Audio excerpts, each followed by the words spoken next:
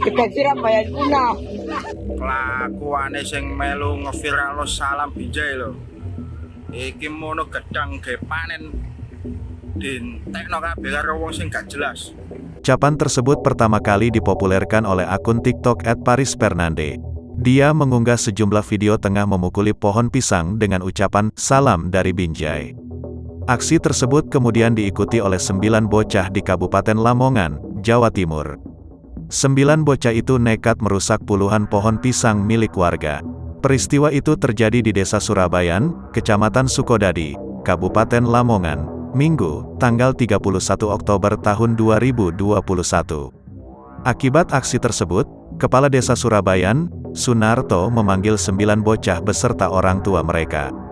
Mengutip Tribun Jatim, para bocah yang masih duduk di bangku sekolah menengah pertama, SMP, itu melakukan aksi tersebut pada sore dan malam hari selama 4 hari berturut-turut.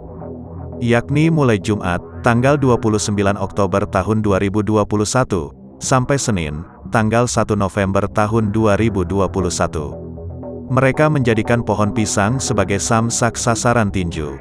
Ada yang dengan cara memanjat batang pohon pisang dan diayunkan hingga roboh. Sebagian di antara mereka ada yang merusak pohon pisang dengan alat bantu kayu yang ditanami puluhan paku.